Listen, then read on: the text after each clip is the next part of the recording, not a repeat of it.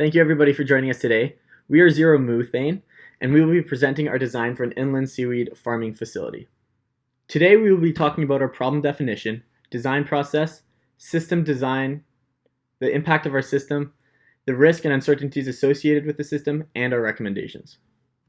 Global temperatures are expected to rise 2 to 6 degrees Celsius by the end of the 21st century. The leading cause of this rise is the release of greenhouse gases into the environment. Methane accounts for 15% of all greenhouse gas emissions and is highly effective at trapping heat in the atmosphere. And cattle farming uses 40% of the world's methane budget. Researchers have discovered that feeding cattle 1/3 of a cup of seaweed a day can reduce their methane production by 70%. There are currently offshore facilities to grow seaweed for cattle consumption, however they are harmful to surrounding ecosystems and are only feasible for coastal areas, as costs of transportation to inland farms would be large. To solve these problems, an inland facility that can grow and harvest seaweed for cattle consumption is needed. The target audience for this system are Ontario farmers. The system is designed for an average Ontario farm of 74 beef cows. The system can be scaled up to service more cows if necessary. The scope of our project includes the seaweed growing container, the water treatment system, the harvesting mechanism, and the drying and packaging processes.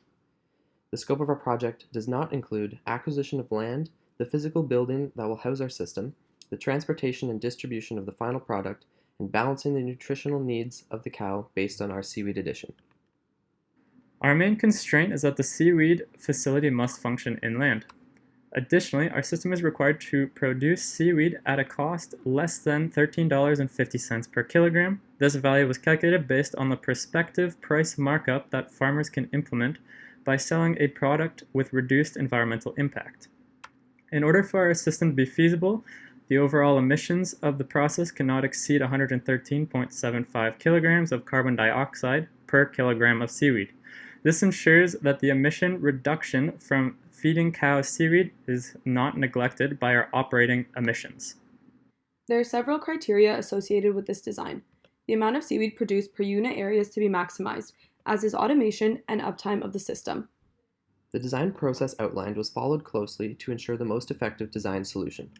The conceptual design stages include problem definition, information gathering, concept generation, and concept evaluation.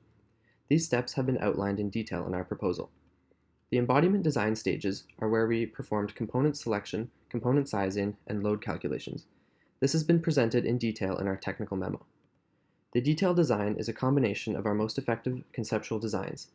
It is comprised of detailed designs, shop drawings, PNIDs, block diagrams, and flow paths. Our complete detailed design will be presented in our final report. Amidst our design process, we implemented iterative design techniques to ensure the most effective solution was selected. Decision matrices were used to select optimal harvesting mechanism, drying process, and packaging. Our harvesting mechanism was chosen based on a set of criteria that favored the most accurate and least labor-intensive solution. We evaluated 3 methods of drying seaweed based on low energy usage and low cost. We evaluated 3 methods of packaging seaweed based heavily on minimizing waste and ensuring ease of storage. The most effective solutions were chosen to be the automated shear harvesting mechanism, air drying, and plastic barrels for storage. After having selected the most effective solutions, we optimized each individual component to fit together as a whole system. Our harvesting mechanism was optimized to have 2 cutting edges to simplify the cutting path. The drying racks were simplified to a large mesh rack as opposed to a dual layer trays to reduce cost. Our packaging was sourced to be PVC in order to abide by the same regulations and standards of the rest of the system. During this design process, a couple of different tools were used. OpenLCA was used to analyze the life cycle of our system. AutoCAD was used when designing the PNID for the system. Lucidchart was used when designing the PID controllers and automation flowcharts. SolidWorks was used when designing custom equipment needed for the system. And lastly, ANSYS was used when performing von Mises stress and deformation analysis of the harvesting tool. While designing the system, various standards and codes were referenced. The Food Safety and Quality Act was referenced to ensure that the materials selected met regulations. The Ontario Building Code was referenced to ensure all piping and instrumentation is sized appropriately. And finally, the Canadian Food Inspection Agency was referenced to ensure the materials of the system met sanitation requirements. Cows have a 4-chambered stomach, the first of which is the rumen. This is where they produce methane during anaerobic fermentation. Some algae release bromoform during ruminant digestion, which counteracts methane production. It is possible to artificially formulate bromoform, which can be used to reduce methane emissions in ruminants, but production is prohibited due to its ozone-depleting effects. 4 macroalgae were compared based on efficacy of methane reduction, in vitro research available, and average growth height. Based on these, Asparagopsis taxiformis was chosen as the best option. To properly grow and harvest the chosen seaweed, its natural growing conditions need to be replicated. A. taxiformis grows off the coast of Hawaii at a temperature between 70 and 80 degrees Fahrenheit, with an average pH of 8.205 and a salinity of 34 psu. A. taxiformis grows to a height of 15 to 20 centimeters, which means we can harvest a maximum length of 10 centimeters while leaving enough of a stem for the seaweed to regrow properly. We have calculated that we will need a 13.6 meter diameter tank to supplement 74 cows for 60 days per harvest.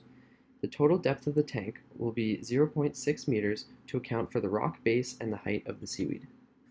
Sensors will be used to maintain the ideal growing conditions in the tank. 4 main sensors will be used for monitoring these conditions. A temperature sensor will be used to ensure that the water temperature stays around 80 degrees Fahrenheit. A pH sensor will be used to ensure that the pH of the water stays around 8. A water level sensor will be used to ensure that the water level in the tank stays around 45 centimeters. And finally, a salinity sensor will be used to ensure that the salinity of the water stays around 34 psu.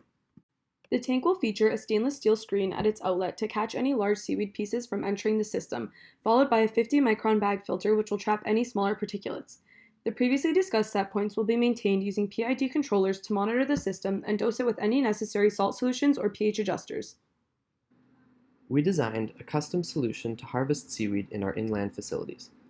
The harvesting tool will be a 1.5 meter long double-sided cutting blade that will oscillate at a rate of 2,400 strokes per minute.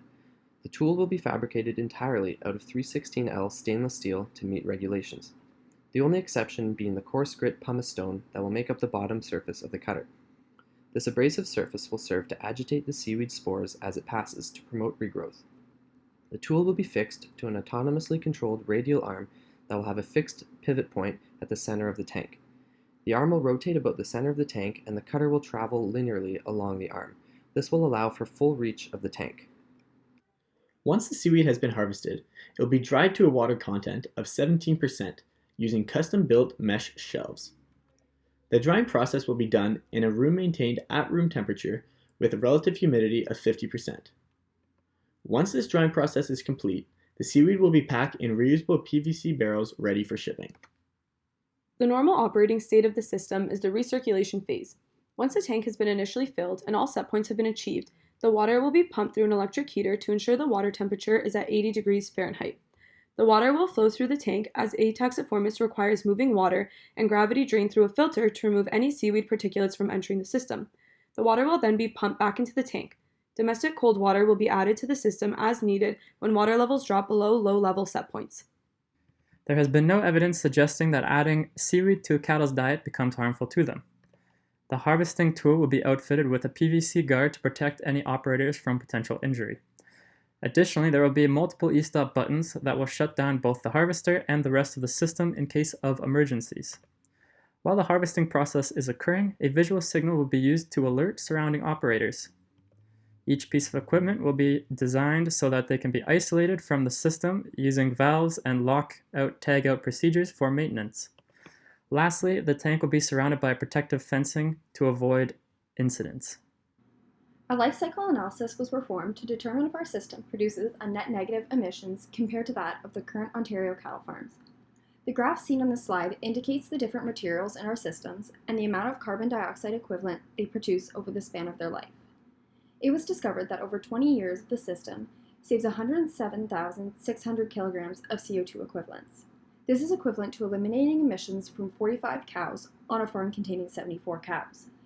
The emissions from producing 1 kilogram of seaweed is 0.377 kilograms of CO2 equivalent, which is far below the constraint of 113.75 kilograms of CO2 equivalents per 1 kilogram of seaweed.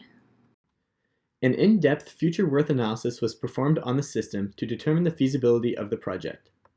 Taking into account the initial cost of the system, the maximum annual income, the annual operating and maintenance costs, and an expected service life of 20 years, the future worth of the system would be negative $58,300.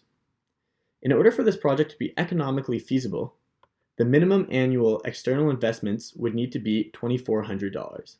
These investments would result in a payback period of 20 years. However, emissions reduction would be ongoing from project startup. By implementing seaweed into a cattle's diet, consumers are offered environmentally friendly beef and dairy options. This would allow consumers to enjoy the cattle's products they love without worrying about their environmental impacts. Due to this, we believe the beef and dairy products from cows fed with seaweed can be sold at a price markup, similarly to that of free-range chicken. Because the seaweed counteracts methane production in the cow's rumen, this principle can be applied to other ruminants such as goats and sheep. Lastly, the system can be modified to produce various seaweeds for human consumption and biofuel. There are some risks associated with this system. The system's high startup costs may deter clients from purchasing it, resulting in a long payback period. Farmers might also be uninterested in the system if they do not see the value in adding seaweed to their herd's diet. However, the custom-designed harvesting tool can be sold as its own product to increase revenues. The design constraints of the system running inland and not exceeding specified emissions productions have been met. However, due to the high initial cost of the system, the current design is likely unfeasible. To improve the design, multiple smaller tanks could be stacked vertically. This would allow for more seaweed production due to the short growing height of A. taxiformis. The system can also be used to grow different types of seaweed for human consumption, as seaweed is a delicacy to many. Collaborating with researchers to add an R&D lab to the facility would draw attention to the benefits of seaweed in reducing methane production. These efforts would also help generate more revenue from the facility. Lastly, investors who are looking to invest in environmental initiatives can provide an additional source of income to offset operating and startup costs. We would like to thank you for your time and would now like to answer any questions you may have.